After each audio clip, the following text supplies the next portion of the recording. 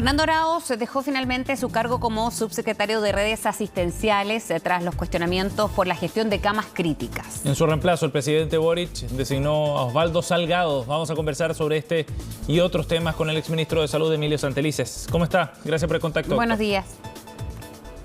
Buenos días, Grecia. Buenos días, Sebastián. Gracias por conversar con nosotros. Bueno, Emilio, ha habido cambios importantes en las últimas horas. Ya podremos ir en detalle con cada uno de ellos, pero partamos con el aspecto que tiene que ver con la conducción de la crisis también y la gestión y la salida de Fernando Arauz. ¿Le parece que era necesario que saliera el ex subsecretario?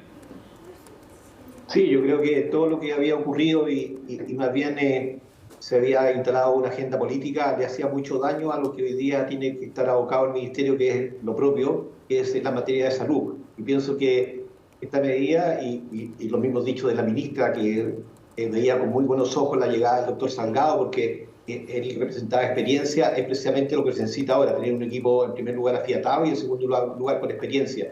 Y sin duda que eso hoy día se va a poder lograr con la incorporación del doctor Salgado, que tiene una larga y dilatada trayectoria en esta materia. Con estas decisiones, Emilio, muchos han señalado que se descomprime, ¿no? Incluso la ex ministra de Salud, Delia Molina, que se descomprime el ambiente al interior del MinSal, lo que puede derivar quizás a una mejor gestión, que es lo que se espera evidentemente en esta crisis sanitaria.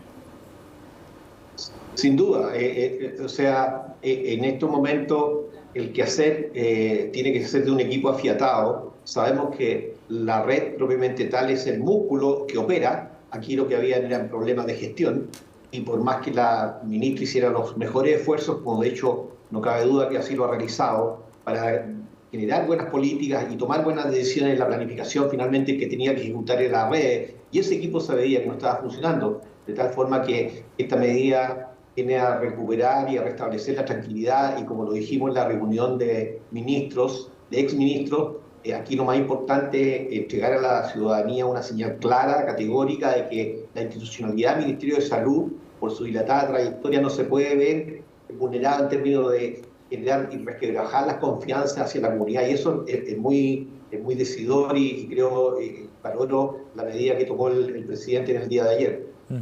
Emilio, ahora, ¿qué es lo que se necesita para poder hacer una mejor gestión de esta crisis sanitaria? ¿Cuáles son los puntos que hay que abordar a su juicio? Bueno, yo creo que ya con la experiencia que se adquirió a propósito del COVID en la administración anterior y con los equipos, es parte de lo que se conversó y se compartió en la reunión que nos invitó la ministra el día lunes. Y esto tiene que ver, en primer lugar, con el fortalecimiento de la atención primaria, que a decir de exministro, esto estaba al debe también. En segundo lugar, la comunicación de riesgo, toda vez que se ha visto que no hay una permeación absoluta en la comunidad del riesgo que hoy día se puede tener por la circulación viral. En tercer lugar, medidas como las que la ministra anunció sobre el uso de las mascarillas por ahora en los escolares. Y en cuarto lugar, seguir con el monitoreo estrecho. Y por cierto, y un elemento que aprovecho este espacio y se los agradezco para relevar, que nos pidió, de hecho, la subsecretaria de Salud Pública, a decir en sus propias palabras que la cobertura de vacunación de influenza para las personas mayores de 65 años ha sido muy pobre. Y eso es una amenaza. Hoy día no ha alcanzado más del 55%. Es una amenaza porque esa población es la que se puede ver más afectada, entendiendo que en las próximas semanas podríamos tener una mayor circulación viral de influenza, y particularmente en las personas mayores y mayores con enfermedades crónicas. El que tengamos solamente la mitad de ellos vacunados, obviamente nos genera una condición de vulnerabilidad, y a cada uno de ellos que nos están escuchando, por favor vayan a vacunarse, porque de lo contrario pueden verse afectados por una influenza que los puede poner en una situación muy crítica. Y con la red ya saturada como está, Emilio, ¿cómo se podría entonces hacer frente quizás a las proyecciones que se están haciendo? Lo pregunto porque muchas de las camas pediátricas se han reconvertido con camas de adultos, ¿no? Que decían algunos expertos, bueno, nos están devolviendo la mano ahora porque en su minuto sirvieron estas camas pediátricas a la inversa durante la pandemia. ¿Cómo se podría hacer frente con niños, adultos mayores expuestos también a estos virus y que se comiencen a agravar las enfermedades? Bueno, sin duda que este es un desafío muy importante para los equipos de salud. Sin embargo, quiero transmitir un mensaje de tranquilidad a la ciudadanía, en el sentido de que hoy día se han requerido alrededor de 1.200 camas y han estado disponibles. Pero no olvidemos que durante la pandemia el país ya tuvo, y el sistema sanitario en su conjunto, público, privado, y aquí también un reconocimiento y una valoración de los trabajadores de la salud, tuvo la capacidad de llegar a tener 4.500 camas. Es decir, Chile ya ha dado una prueba encomiable, digamos, y hay que reconocerlo a ella, y por lo tanto la capacidad que nosotros podamos desarrollar está presente.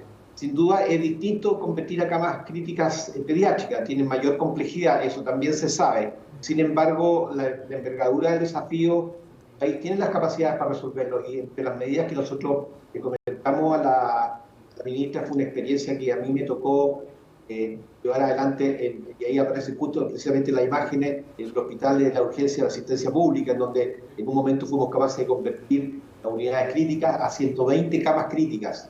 Es decir, todo el equipo quedó instalado y quedó como un plan B, conversado con la ministra en el sentido de poder tener un centro en particular que se defina como un centro crítico completo, para lo cual, si es que las medidas, aun cuando se desarrollen adecuadamente, no son suficientes, tener ese plan B, de tal modo de poder entregar tranquilidad a la comunidad que en Chile, igual como ocurrió durante la pandemia, no vamos a tener el dilema de la última cama.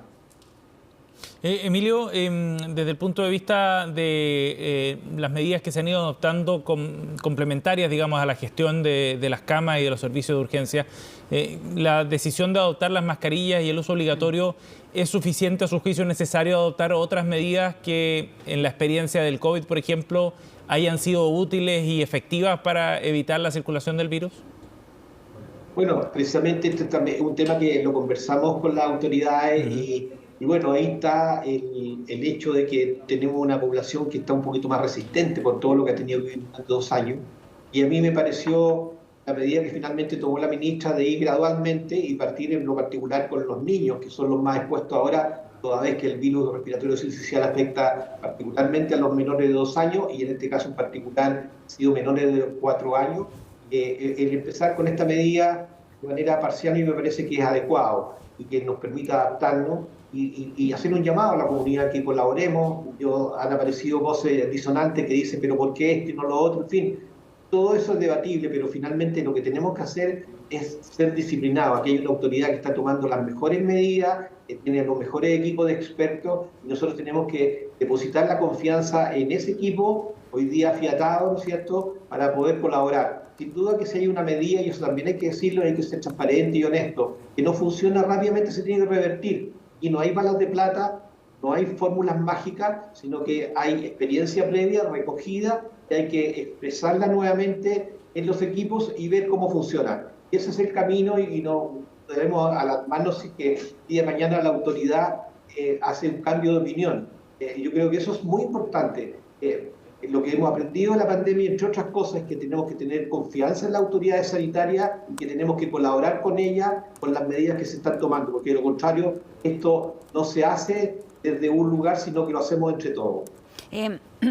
¿Es oportuna, en todo caso, esta medida? Porque algunos dicen que llega tarde, que podría haber sido anticipado. Incluso insisten todavía en algunos sectores de las comunidades estudiantiles de adelantar las vacaciones de invierno.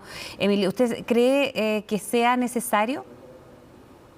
No, la verdad es que es un tema que también se conversó y la verdad es que no es posible que nosotros cada vez que tengamos alguna situación de mayor circulación viral vayamos a recurrir a aislar a los niños.